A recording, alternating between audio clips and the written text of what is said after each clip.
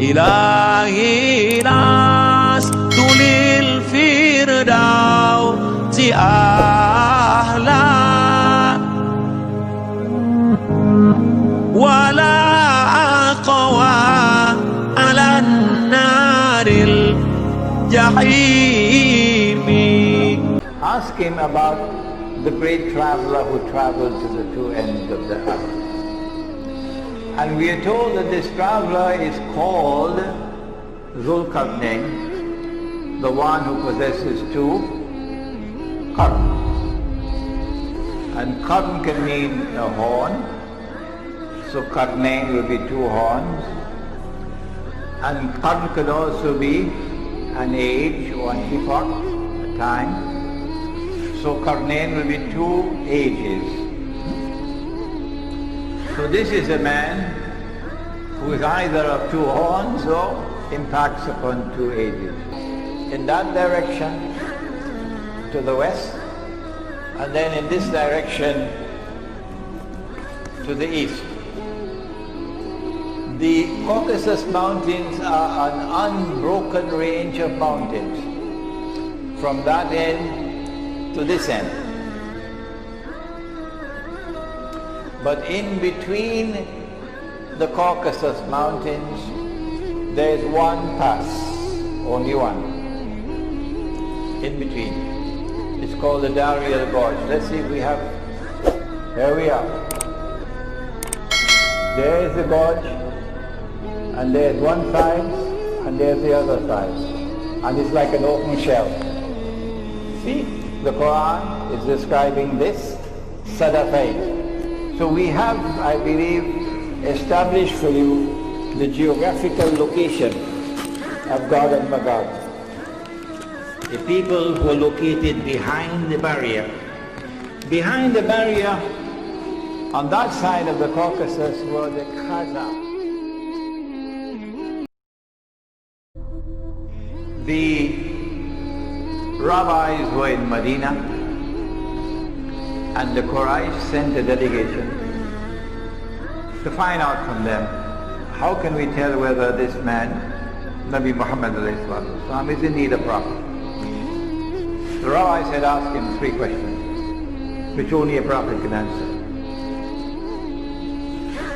And Allah subhanahu wa ta'ala is sending the answers to the three questions. One of the questions was, ask him about the great traveler. Ask him about the great traveler who traveled to the two ends of the world. So with question one, ask him about the great traveler who traveled to the two ends of the earth.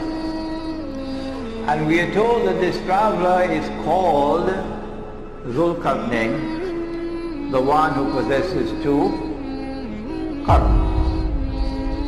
And qarn can mean a horn, so Qarnain will be two horns. And qarn could also be an age or an epoch, a time. So Qarnain will be two ages.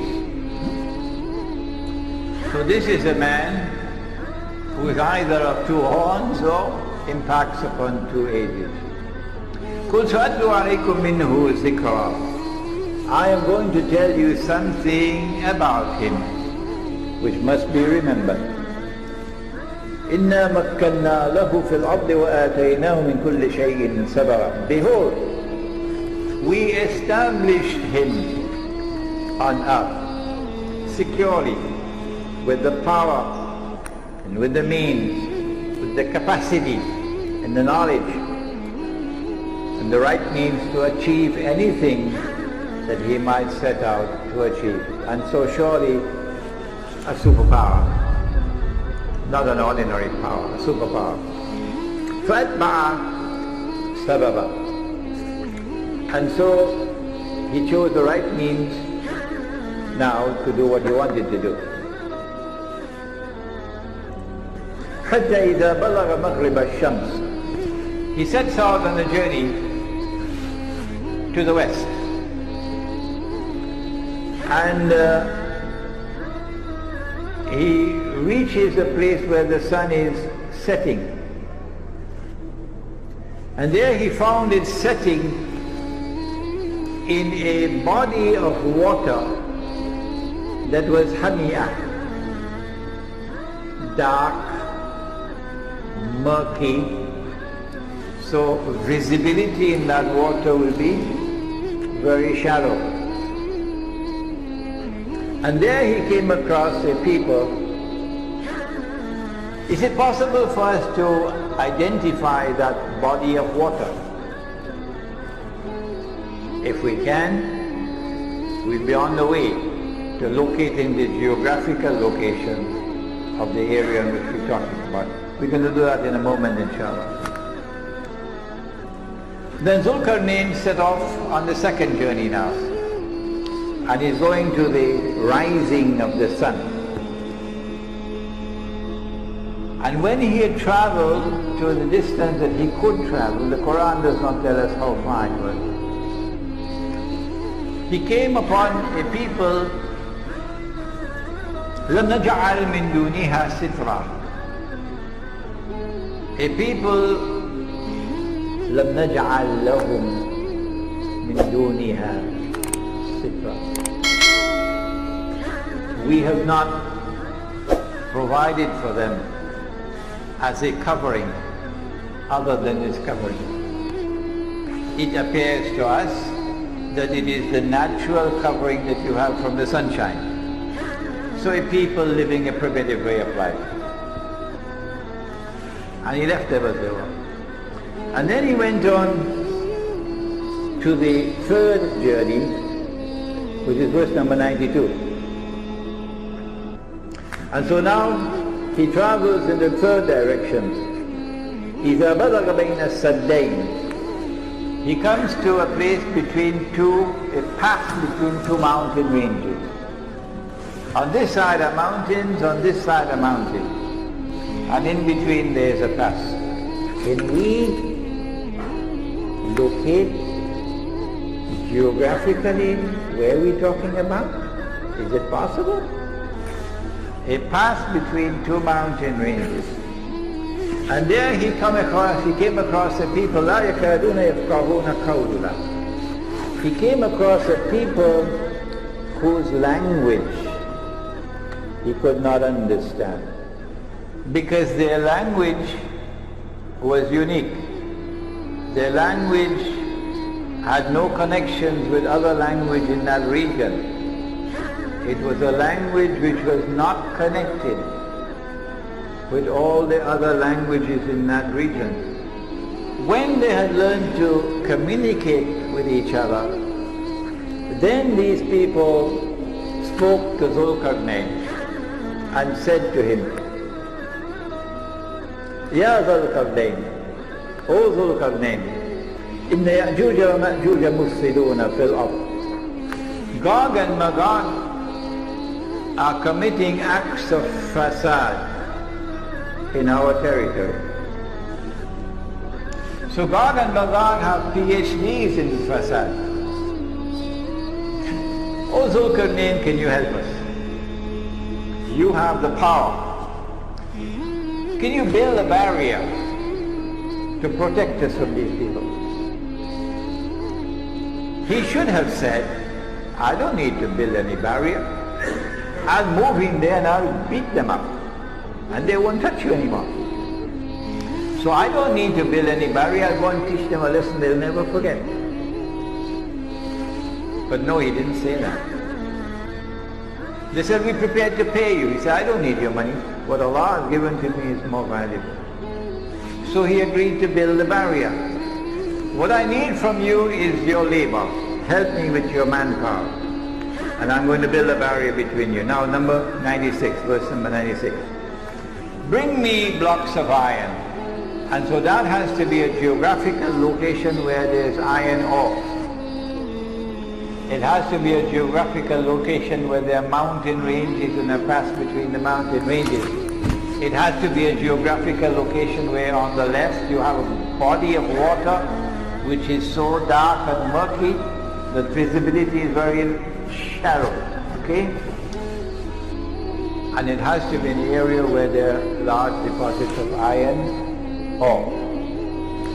bring me blocks of iron. And after he had covered the pass with blocks of iron, he said, build a furnace, blow with your bellows, and now bring me molten copper. So he poured the molten copper, and the engineers, we have an engineer here, tells me that this could prevent rust. And after he had built the barrier, he covered it. The Quran speaks, it changes from the word saddain to use another word, sadafain. In verse number 95, أعطوني زبر الحديد حتى إذا ساوى بين الصدفين. Previously the word used was saddain, but now the word used is sadafain. Saddain is two barriers,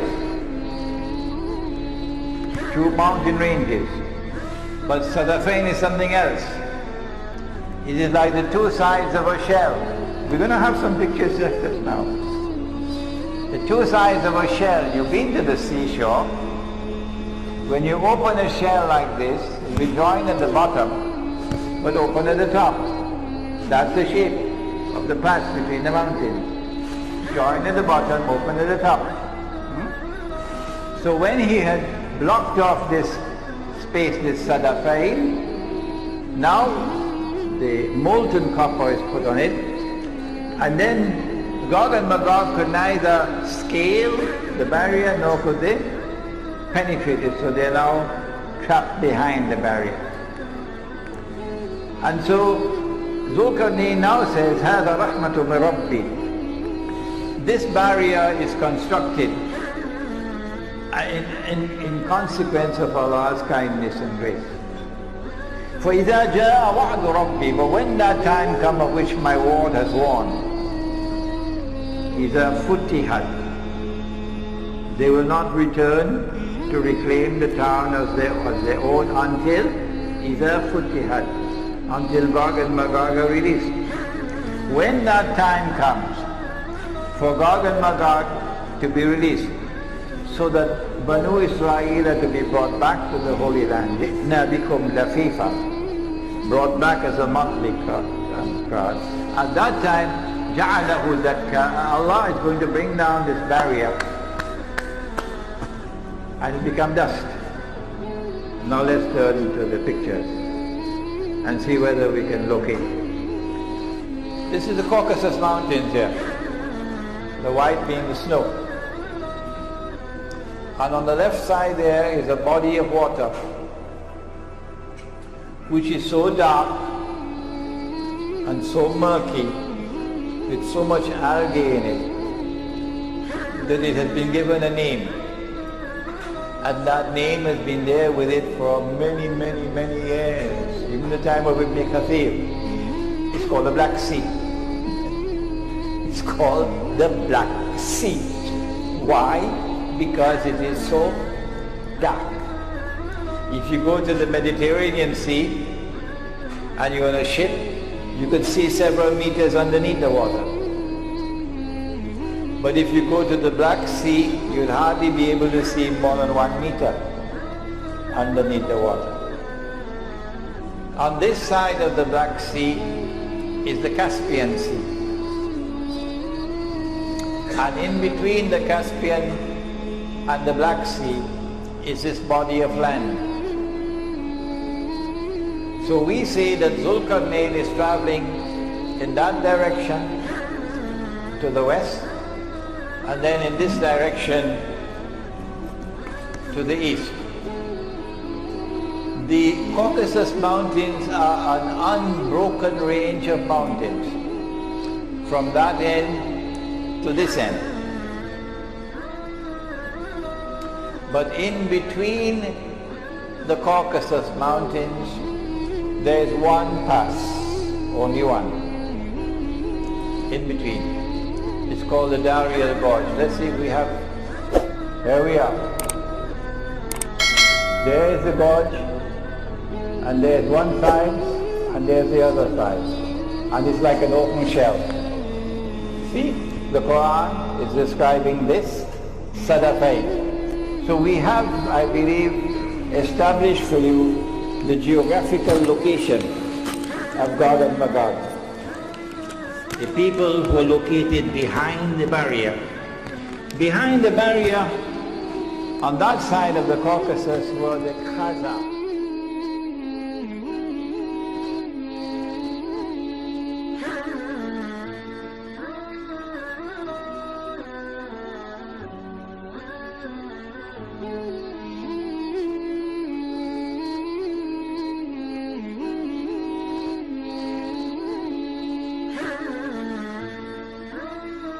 Side of the Caucasus were the Khazar, a tribe of people who converted and became Jews. Must have been on a Sunday morning. And some of them converted from Judaism and became Christians. Must have been on a Sunday evening. So you have Khazar who are Jews, and you have Khazar who are Christians. But they did not become Jews because of religious conviction. They became Jews as a matter of political convenience. So they don't particularly care for Torah and for the laws of Hidayah and so on. So these are people who are Jews as a nation, but not as a religion. A nation, not a religion. These are the people who today control power in the world. Who are Gog and Magog? They are human beings. They are not some strange creatures living in the interior of the earth. That's Disneyland thinking. They're human beings. The barrier built by Zulkarnain was destroyed by Allah in the lifetime of Nabi Muhammad ﷺ. And if you don't want to believe this that I have said, fine, you can accept that the barrier is still there. We don't have to be divided and be fighting with each other over it. No. I say the barrier is gone, it's destroyed. You say the barrier is still there. So why do we have to be fighting and dividing ourselves with each other over this? All I'm saying is if the barrier is still standing, why aren't you searching for it? I think there's a question of credentials here. If a barrier built by Zulkarnain mentioned in the Quran, a geographical reality mentioned in the Quran is still standing on the face of the earth, not buried beneath the surface of the earth, what kind of Disneyland thinking is that? If it is there standing on the face of the earth, why are you not searching for it? Why has no human being seen and recognized that barrier in 1400 years? And more since the Quran was revealed. Why? My answer is because it's already been destroyed. But you don't accept that answer. You say Imran Hosein is misguided. Don't listen to Imran Hosein, fine. That's shameful. Scholars don't behave like that. If Gog and Magog have been released, then we can understand the fasad in the world today, universal fasad. Inna Ya'juja wa Ma'juja mufsiduna fil ard. If they are released in the world, they are the agents of fasad. They are the ones who have brought the Jews back to the Holy Land to reclaim it as their own. Then it's very easy for us to recognize who they are. The Gog and Magog, Ya'juj and Ma'juj. So major signs of Akhirul Zaman. And yet, our critics are emphatic that no, the Dajjal has not been released. Gog and Magog have not been released. If we can't find a barrier built by Zulkarnain, which is made of iron and steel, it's probably somewhere down a few miles underneath the earth. Is that scholarship? We do not want to disrespect our critics. But we say, if you are not prepared to accept that Dajjal is the mastermind of the modern age, And the Gog and Magog are the means to which the Dajjal pursues his mission on the earth. Then we're very sorry, we're moving on. We can't wait on you. Nabi Muhammad alayhi salatu wasalam was asleep at the home of his wife Zainab radiallahu ta'ala anha. And he woke up from his sleep, and the hadith is located in Sahih Bukhari in several different versions from several different sources, companions. So we say it is mutawatir. He woke up from his sleep. What he had seen in his sleep, also a vision like Ibrahim alayhi salam, was so terrible, that his face was red, flushed red. It has to be something terrible for the Prophet of Allah to wake up with his face all red, flushed red. What did he see? He woke up and he spoke these memorable lines. He said, وَيْلٌ لِلْعَرَبِ مِنْ شَرٍ قَدْ اقْتَرَبَ. Woe unto the Arabs because of an evil, shar, an evil. It can't be an ordinary evil for his face to be so flush red. It has to be a very great evil, which is now close. And then he raised his hands like this and he said, today. Today means this day or 1,000 years from now. Where has reason fled? He said, today. A hole has been made in the radam. He didn't use the word sad, he used the word radam.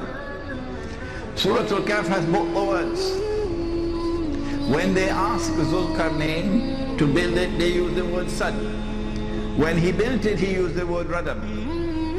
And the hadith says the radam of Zulkarnain, of Ya'juj and Ma'juj. Today a hole has been made, indicating that the great evil which is going to devastate the Arabs has not as yet occurred. It is an end time event because the words Gog and Magog are there. What is this great catastrophe that is coming on the Arabs? What is this great destruction that is coming on the Arabs which has not as yet come? Where is Islamic scholarship today? Why are you not asking these questions? And I'm not asking the Malay ulama. I'm not asking the Indonesian ulama. I'm asking the Arab ulama. She asked, who? Zainab radiallahu ta'ala anha. Anuhlika, will we be destroyed?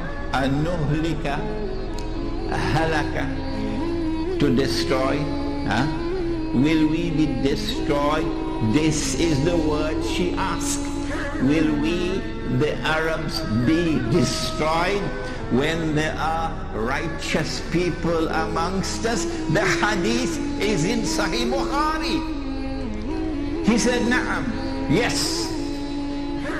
And then he went on to use words I never understood until recently, until I saw the pathetic state of Islamic scholarship today, and the even pathetic state of those who lead Muslims today.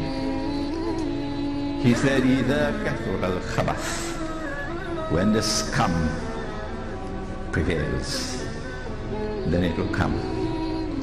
And today, the scum prevails. They have eyes and yet they cannot see. They have ears and yet they cannot hear. They have hearts and yet they do not understand. أُولَٰئِكَ كَالْأَنْعَامِ بَلْ هُمْ أَضَلُّ بَلْ هُمْ أَضَلُّ. They're worse than cattle. They're the scum.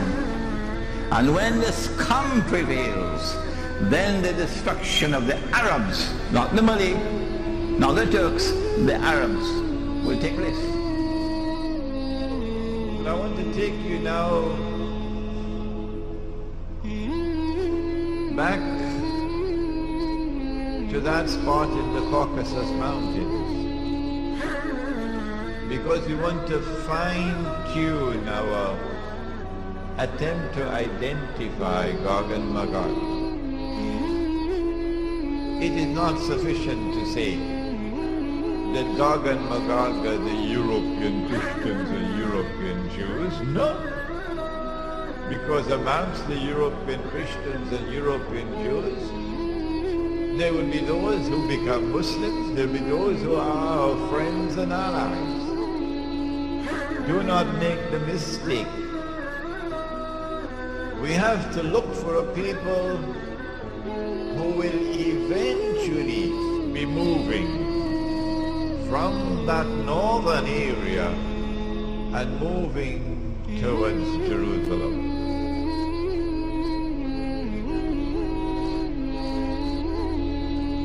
Shortly after the death of the Prophet ﷺ, something very mysterious happened in that part of the world that historians have chosen to bury. A tribe called the Khaza